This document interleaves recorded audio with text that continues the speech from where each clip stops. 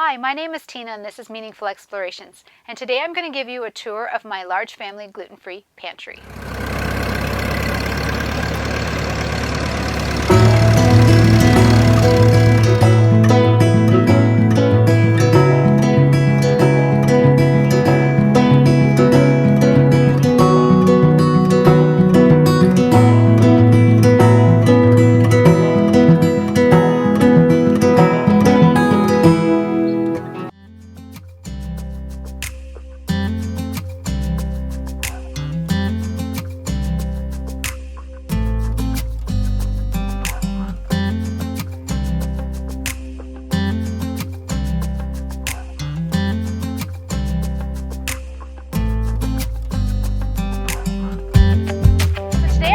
From our cold storage here in the basement. In the house tour video, you would have seen most of this food in here was actually in a different area of the basement, and that's because this room hadn't been quite prepped for the big jars. Now, a lot of people said get your stuff in here because there's a window over there and the light was shining in on my oils and all kinds of things, and I didn't want things to go rancid, so I moved everything here. We beefed up these shelves like I said we'd need to, and now we have the food in here, and it looks like we actually don't have that much, but this is a beginning. I know in the video I did, I think it was the end of June, early July, our canning video, our large family canning video, I said something that upset a few people, and I've been wanting to address this in another video, and it was about not being crazy preppers. Well, first off, I apologize for it. Didn't come out the way I wanted to say. I know that we're crazy because we have a large family, and that's not normal these days. And so yes, we're crazy. And I was aspiring to be more of a prepper. Actually, I was watching a lot of prepper videos during that time when I decided to do the canning, and yeah, we've turned into, I wouldn't say we're preppers yet because we're just learning, but this is what about 6 months of prepping looks like. This isn't 6 months worth of food, but it's taken us about 6 months to build up this pantry, and this is our working pantry. We do have some food in the kitchen, and we do have our food in the freezers, like we have meat mostly in the freezers, and that's in the other room that I showed in the video tour. So I'm just going to show you what we have here. We've been collecting food over the past 6 months, and this all started because of the craziness going on in the world today.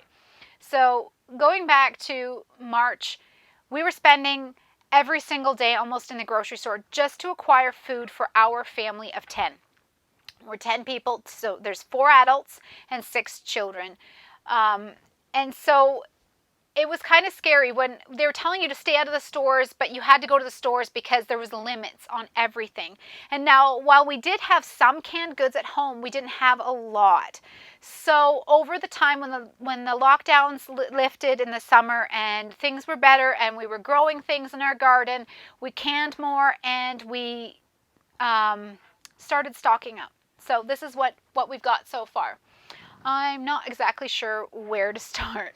Okay, so up here I have our teas and some granola bars. Now, I used to have a lot more, but we moved here in October, and before that I had collected quite a few of granola bars and stuff that we could eat that our family we have a couple celiacs in the family and some kids with food sensitivities to other ingredients. So it was really hard to find some things, and then we used them during the move when we were having to get out because there was viewings in the home and stuff like that, or moving, and so we used up a lot of that stash. So I have to work a little bit better on that. So I just have the ones that just a few boxes of those. And up here I've got my husband's iced tea, and I like to have chai tea once in a while, so that's up here. And then we have some alcohol up here. It's by no means a lot. We're not big drinkers, but we do like to have a little bit of alcohol in the house. And then so I started trying to organize this. So my daughter, she can't do almond butter or peanut butter. It hurts her tummy. So we've got a bit of a stash on sunflower butter and a little bit of pumpkin seed butter. And then in the summer, I made some homemade vanilla. Every once in a while, I come down to shake this. I have another jar upstairs. And I made this using vanilla beans I got on Amazon and rum.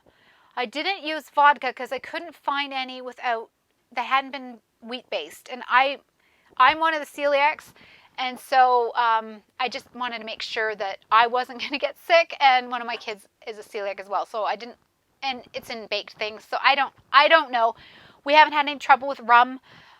I would like it to sit longer before I used it. We used some before Christmas.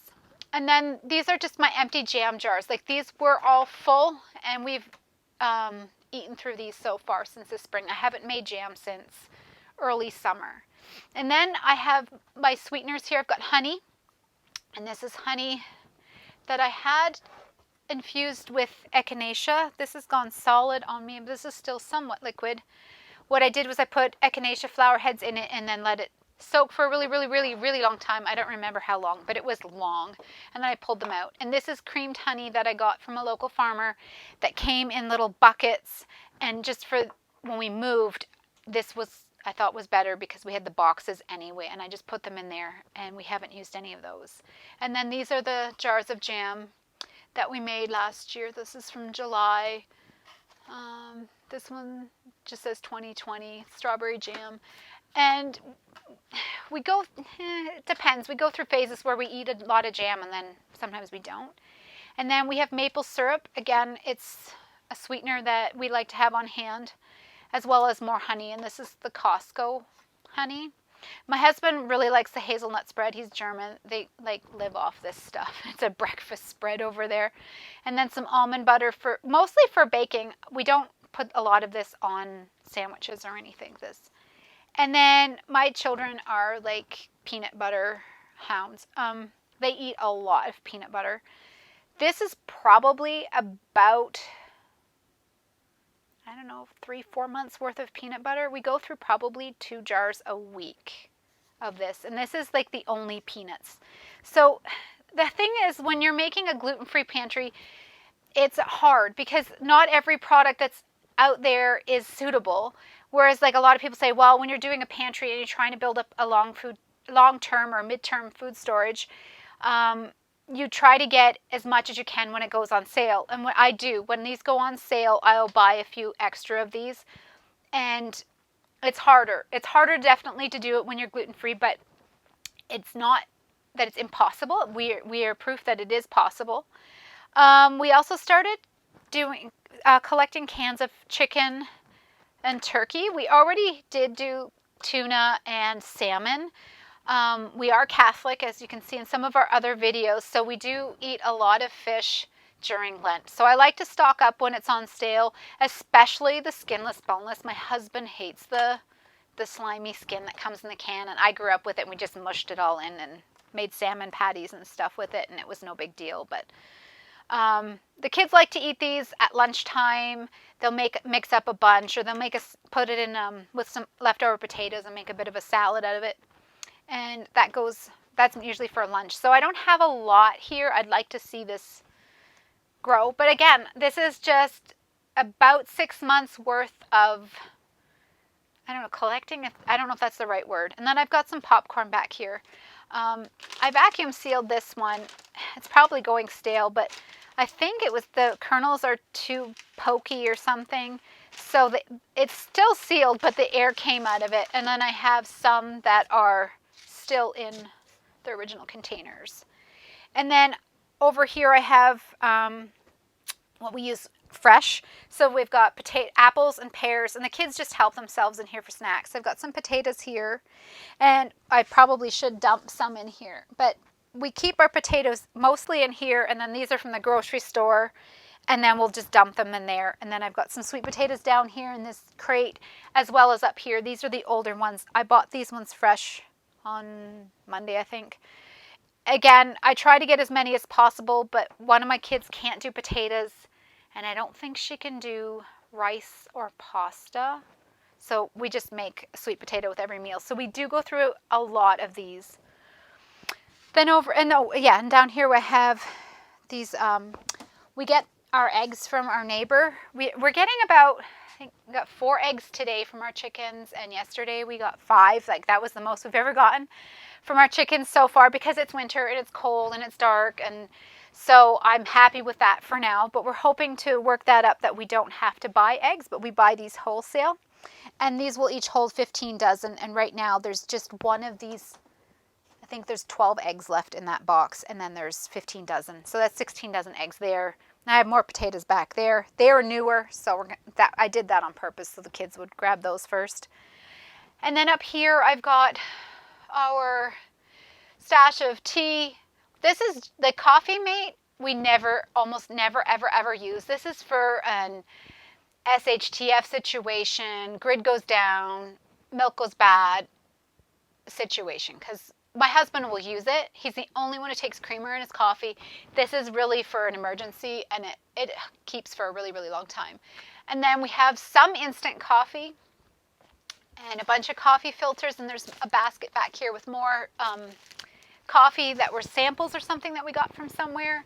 And then we've got some K-cups in here. We've got one of those coffee makers that has the carafe on one side and the, what do you call it, the K-cup, what do you call that, the Keurig on the other side. It's not a Keurig, but it takes the pods, the Keurig pods.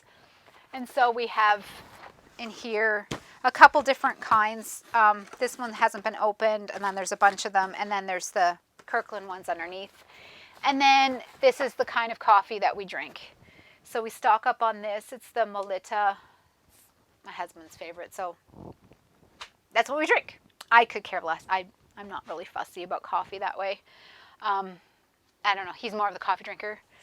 I just got this the other day. It was on sale. It's some hot chocolate mix. I can't do dairy, and I'm just trying to introduce some dairy back into the diet of the kids because I wasn't sure who could and who couldn't. So we just introduced this back in. Some of them are doing okay with it, and some of them, they won't tell me if they aren't because they want to drink it. And then I do have some chocolate almond milk. I found, I never saw them in a Tetra Pak before. They always had them fresh, so I thought having a few of those is kind of nice. And then I have a little bit of unsweetened milk, but we mostly drink the almond vanilla milk. We have some oat milk upstairs, but nobody really drinks that. And then I have some juice, and so I've got orange juice, apple juice, and then some other kind, almond milk, a few jars of salsa. We don't eat a lot of salsa, and we have a couple, soy sauce, the Bragg's liquid soy seasoning. This is the only kind of soy sauce that anybody can stomach, and if you're making anything that's like teriyaki or anything like that, this is what we use. And then I've got my stash of salt. If I've learned anything in the last 6 months, salt. Like, it keeps things from going bad. I use it for fermenting. I haven't done any fermenting, none, since I moved here, but I will get back to it. And so we've got some Himalayan salt, and I've also got some pickling salt and canning salt. When they were on sale in the summer, I stocked up, and there were so many times this summer that I went to Costco and they didn't have any. So every time I go, I'll grab one, and they're just, I think, a couple bucks. I don't know, $4 or $5. And then I got some freezer bags. I want to eventually not do freezer bags and maybe transition over to something more sustainable like the silicone ones, but I'll get there eventually, maybe. I don't know. We'll see. Stack of parchment paper. We bake our own bread every day. It's an almond flour based bread. It's a Alana's Pantry recipe that we've altered for our taste and our needs. And then a little bit of aluminum foil. I probably should get more of that and some plastic wrap. Again, I don't use a lot of these. The way we cook, I just don't. And then a few juice boxes. I probably will get more once it gets closer to the spring. Like, I'll pick them up if they're on sale, but I'm not crazy about them. And then we have some canned fruit and some canned pumpkin. Again, we don't eat a lot of it, but I feel like it's good to have. If there was ever power out or something, this is something I know my kids can eat. It's kind of a treat because with 10 people, we have to open, I don't know, 2, 3, 4 cans, depending on who's eating and what we're eating it with. And then I've got my fats here. I've got my lard, my oils, my avocado oil, my coconut oil. I've got some bone broth in powdered form, mustards and ketchups and mayonnaises. And these are my husband's. This will last a really long time. And then we've got for those of us who can't do gluten, and I don't know what was in these. Like, I know these are gluten-free, but I think it was there's something in it that doesn't agree with some of us. So I think it might be the canola. I try to avoid canola when I can. And lots of red wine vinegar. We use this in salads all the time, so I like to stock up on that. And then further down here, I've got a mix of store-bought and homemade applesauce. We don't go through this a ton. If I did make more, the kids would eat more. That's it. It's one of those things it tastes good with a lot of different things, and so we go in phases. I've got some beans. A lot of us can't do legumes, but I do have them. I feel like if they're gluten-free, so a lot of people could stock up on. I probably will eventually get, like, you can get the big bags of the black beans and stuff. I've got some black beans here. But you can get like the big bags like I have of the oats, of black beans around. I've seen them in stores and they're really inexpensive. But because we don't eat, they say to store things that you're going to eat. We don't eat a lot of them. If we had to, we could. Some of us, more than others, eat them. I would definitely soak them for a long time to make them. And then in here, right now I just have a bag of carrots and a bag of parsnips. That's what's there now. And I have down here, I have some potatoes. I've got all my different vinegars and, oh, this is distilled water. And then lemon juice. That should be in the laundry room because I use that for my iron. I don't use it for anything else. And then over here I've got, these are each 50-pound bags of organic, gluten-free, regular rolled oats. We eat porridge daily. Most of us do anyway. And so I found these shortly before Christmas and I put in an order. I've been looking for we've been just getting the Bob's Red, I'll show you, they're over there. The Bob's Red Mills little bags, and they're like $8 here a bag, and depending, I think on Amazon sometimes I can get them a little bit cheaper, but they don't go very far. I think they're 2.5 days, 2 days maybe with our family. One of those big bags, or little bags. So I sourced more. I would like to get these in Mylar bags and properly packaged up. I want to throw them in the freezer first. I haven't done that, but they arrived not that long ago, so I'm not going to worry about it.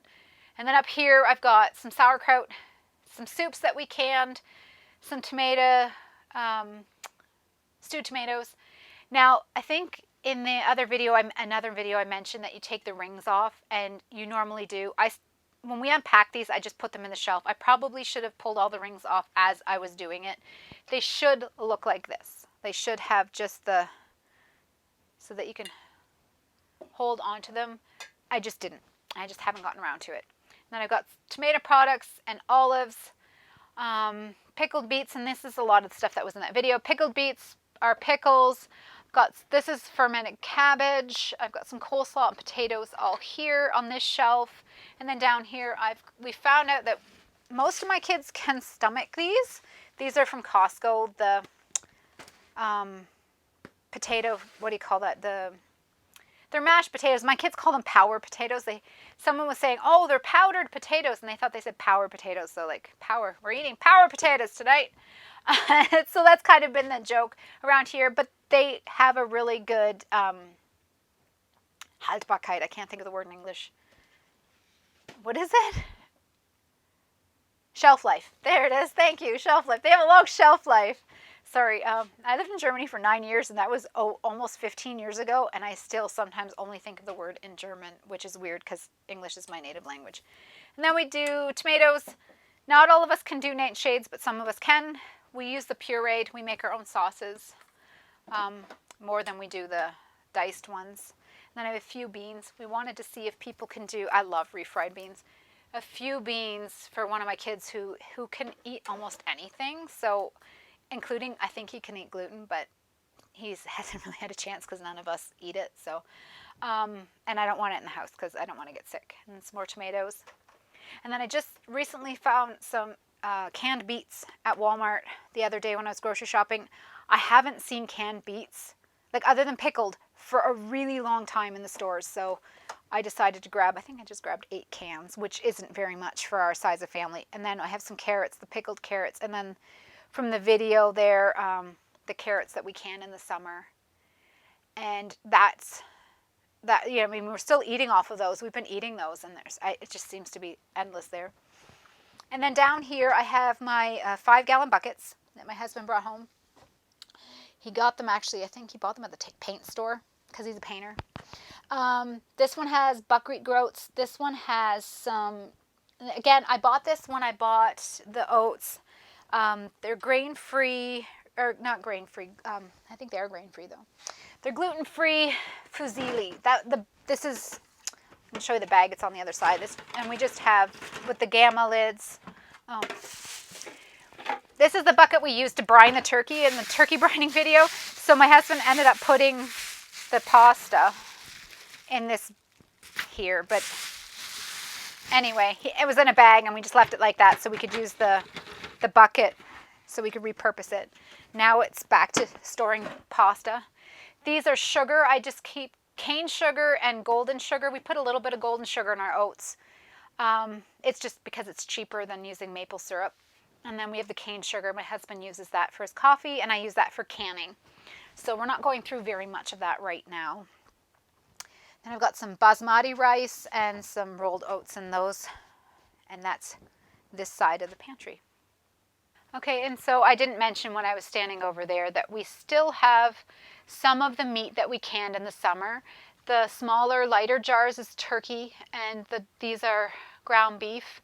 And I like to take those if I'm really in a pinch and I haven't thawed things. They're really great to put in like we use them in quiche, or we use them just to mix together to make a bolognese sauce or something like that. Something really quick, or soup. We've used them in soups as well. And then over here, okay, so I didn't mention up here I have boxes. Those are the boxes from when we moved. We bought special ones for canning jars, and I kept them. Because if I decide, like, depending on how much I can, I may store some in there, and I also may be able to transport them. Eventually, my kids are going to get married, and I will probably send them home with some, and then they can bring them back, and we can, whatever. Up here, I've got all my baking. I've got some baking forms. I got chocolate molds in there. I think popsicle molds, and I've got my kranzakaka forms. I've never made one, but I really wanted to because I know they're made with almond flour. Friend of mine, she makes the most gorgeous cakes for her, I think 2 of her daughter's weddings. They made these, and I'm not Norwegian or anything, but I'm fascinated with how how they're made, and I think that's a great treat. And I've been wanting to make one for my birthday, maybe next year. Then I'm storing up here a bunch of canning jars. Now I did stock up last year, and I had planned on making a lot more, but because we moved, I didn't use them last year. So I've got a bunch of jars up here, but I will need many, many more. You saw that the shelves over there are half empty, and goals. This is baby steps, right? Like, baby steps. We just moved here. So, and then this is kind of like the breakfasty stuff here. So the only kind of cereal that I've found that my kids can eat that's gluten-free is the Chex. My little baby, he likes to snack on them too. So it's not Cheerios, but they're Chex. So it is what it is. And then my son, he usually eats leftovers at lunch, but if we somehow didn't make enough for leftovers, then he will make some of these for his own lunch, but he's like 15, so I don't make them, he does. Then I've got some instant porridge, so instant oatmeal that, again, it is gluten-free, and for the most part, yeah, it's gluten-free. It's not grain-free, though. I think there may be one that is grain-free. This one maybe. No, it's got oats in it too. Anyway, we were eating these for a while until we found these. And this is what I meant, these little bags. This doesn't go very far. It's 907 grams, so about 2 pounds-ish. It doesn't go very far. Is it 4 pounds? Man. It's 2. My math's off. And then up here, we went through a phase where everybody was eating pork rinds, or you can use them to bread things like chicken. We went through a phase that we were going through these like crazy. It looks like these might be expired. But, I mean, they're not open, so you can still use them. And then I did find another cereal that we could eat, and that's these ones here, the crispy rice cereal, the Nature's Path. Finding the Nature's Path has a lot of cereal options that we can use, but I use these for Rice Krispie Squares and for, oh, the snowballs. Yes, from the cookies that we made at Christmas, the snowballs. That's what I made. So these hopefully will eventually get eaten. Back here's more snacky foods. This is some nachos. We tried over Christmas for the very first time in probably 10 years to eat nachos. I haven't eaten nachos in 10 years because my child who's 10 was really, really sick after he was born. And what we found out, because I was pumping, I was supplementing with formula, doing all of the things, and he was still having really bad acid reflux. It turned out he couldn't stomach corn, and it's in almost, I think even in the hypoallergenic formulas, I couldn't find one without corn. So we tried these and nobody got sick. So they're organic though as well. I find if they're gluten-free, marked gluten-free, and they're organic, then in small quantities, everybody is pretty okay with them. And then back here I have some almond flour crackers that I can eat, and then some of these I bought for the kids who can do more of the other grains.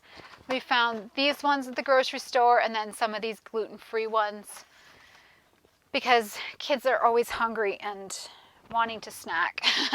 And back here I have some marshmallows. Big ones and little ones, and they're in a box so little people can't see them, but I know they're there. And then on this shelf I've got my basket of baby food. Now our little guy eats mostly off the table. These are just kind of emergency. If he doesn't like what we're having, or if what we're having is too spicy, he'll eat something like this without any problem, or he'll snack on one of these. As well as I've got some of the applesauce, little, like the Kirkland brand of like the Go-Go Squeeze. And then there's just more boxes of, these come in boxes like this. And then some rice rusks and a few different flavors or whatever. He's not crazy about them. I just have them here. And I think in a power out situation, if I couldn't cook, in a snap, anybody could eat these. And like I've got ones with meat in them and stuff like that, so anybody could eat them. They're not exactly one of those ready-made meals that people talk about when they're prepping, but I mean, they are a ready-made meal. I just don't think a person would probably have to eat several of them to get satiated. And I do have some baby food jars, but again, he wasn't crazy about them. If nobody eats them, I will give them away before they expire. I had more raisins, but the kids eat raisins like crazy. Hemp hearts, sunflower seeds, pumpkin seeds, and lots of nuts. My daughter makes her own flour. She's 18. She makes her own flour to hazelnuts. She can't do almonds. She can't do peanuts. This is one of the only nuts that makes actually kind of a nice bread, and she grinds her own flour. She makes her own cookies. Yeah, this is basically her stash. That's why we have so many hazelnuts. We have some pecans and walnuts and almonds. We did go through a phase where we were making a lot of our own homemade granola, so this is kind of the residual amounts of stuff that we used to carry. We used to keep these in a lot higher quantities. But they're great. You could eat them if the power's out, and they would give you lots of protein. And then I have tapioca starch, and lots of it, because we make, like I said, we make our own bread. And down here I have, this is not all of the almond flour. I have some almond flour in the freezer. I find this room is cold enough, but so I could definitely pull it out of the freezer and put it here. And then I found some gluten-free rice pasta with cheese. I cannot do dairy, but like I said, some of my kids can. And then some other gluten-free pasta. Some of these, I don't know if I can stomach, but I know some of my kids can. And then the pasta that's in the Gamma bucket is this here. It comes in these big bags. They're 4 pounds. I need to get more of these because I didn't want to buy too much of it. Like I bought, I think that was the minimum, 4 bags. I don't know, it was 2 or 3 bags were minimum. So I bought a few, but I didn't want to like go crazy just because I didn't know if people could stomach them. But people can, so that's good. I got some extra sugar here. That's what's in the bucket over there. I will probably stock up again when we go to Costco. And we've got some quinoa. This is the bucket I was talking about that our honey comes in. It's just really hard It's the creamed honey, so it gets really, really hard in the bucket, so I put it in the jars. It's a little bit easier to portion. Some baking supplies. Those are muffin cups, and I got some from the same place that I got the pasta and the oats. I got a pumpkin pie blend. It was on sale. I thought it would be nice, and I always buy our cinnamon in big bags. I've bought them on, I think, Amazon, and I think I bought them at the health food store in the big bags because we just go through a lot of it. It's cheaper than vanilla. So I use that to flavor things. Where it says vanilla, I'd put in a teaspoon of that usually. A little bit of icing sugar and a little bit of cocoa. Like I said, we're just starting. Like not all of the pantry has everything of everything, and a few chocolate chips.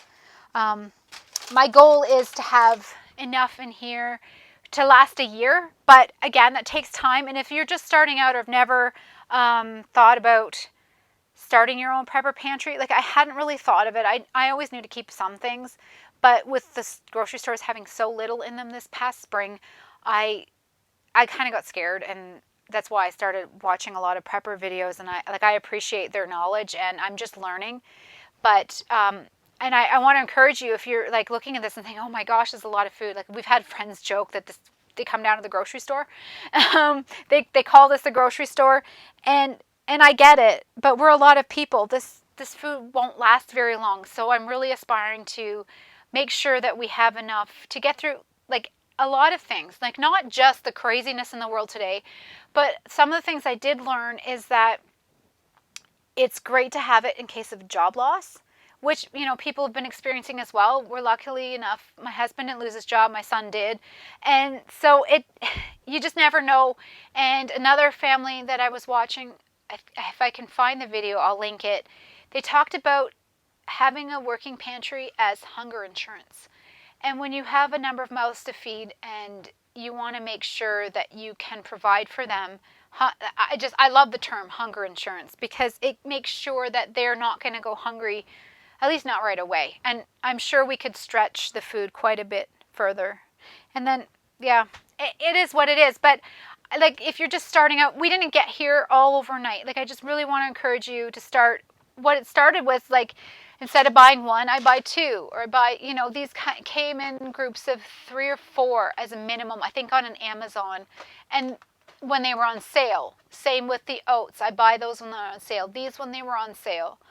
And then as we use them up, I will buy new ones. If I can find them on sale, I'll stock up. If I can't, then I might just replace 1 or 2. But it is a working pantry, so this was quite empty. We just filled it. Oh, it looks like it goes back a bit. There we go. It was quite empty, and then we started filling up again. And then I find that we don't have to go to the grocery store for very much, and just replenishing what we use on a weekly basis is a lot more manageable. Our grocery bill has gone down significantly, even though the price of things have gone up. And just because we now have food here, I'm not running out to buy every single ingredient for everything we're cooking. And then I've got a few more, like baking, some Bob's Red Mill baking flour. We're just, like I said, we're just slowly introducing more of the mainstream gluten-free things into our diet. We were paleo for a really, really long time, or like paleo-esque, grain-free, because of, some of us just couldn't. Some of us have healed our guts enough to be able to eat some of it again. I haven't tried the Bisquick yet. I wanted to try to see if anybody, before I stock up on that, I wanted to try, and it's kind of expensive right now, so I don't really want to go too crazy. And then again, just extra, we make our own baking soda using baking powder, using cream of tartar, baking soda, and tapioca starch. And some nutritional yeast, which tastes kind of like cheese if you put it on popcorn, just kind of. And psyllium, a bit of imagination. And then some psyllium husk we use for baking, not all the time, but we did go through it more. I think it was when I went keto for a while, and I was making my own mug bread. There's psyllium husk in that mug bread, and I haven't been keto since before I got pregnant. So, and baby's now almost 18 months. So it's been a while. So we still have that left over, and some baking soda and a little bit of molasses. I want to get a bit more of this. I've been reading about how many health benefits are on that, but that's another video in itself. So, and then I have a water, like some water. This is definitely by no means a lot. These are about 2 gallons. They're 10 liters, a little more than 2 gallons. These are 4-liter jugs, and I've got 3 of those there, and then 2 1-liter jugs. And I've got about 5 of these. So I've got about 50, 62, 64, probably close to 70, over 70 liters of water, which when you're looking at a big family isn't very much. So every week I try to add one, but we've had to use a couple just because our Berkey can't keep up with our water consumption. So, and then I have a bit of ginger ale. And the only reason I have ginger ale is if somebody gets sick. So I thought I should get that. And on this side is just storage, shoes and boots and jars. But eventually maybe this will be more. We just haven't cleaned up the outdoor sheds to see what we're going to do. But this is our gluten-free working pantry as of now. And if you have any comments or suggestions on other things that maybe we could do to make this better or more efficient, or I'm open for suggestions. I know some people said you should put your food in that other room, and now we did, because we had to put some extra supports in here, or else these were really, really saggy. And so we just took the leftover scraps that we took out of the workshop from the workshop cleaning up, and they were all thrown up on the top here somewhere, and there were 2x4s left over from taking apart that other room that we had changed into a guest bedroom. And yeah, that's what we've got right now. And I'm going to be planning our garden for the summer and trying to plan on, coordinating what we're going to can, and maybe take a trip into the city. My husband's wanting to go to the chiropractor, so if he goes to the chiropractor, I might ask him if we can go to the farmer's market we went to that last time where we got the big heads of cabbage and stuff in the city, and then maybe do another big canning the next time we go into the city. So we'll see. We'll have to just, like I said, we just kind of wing it.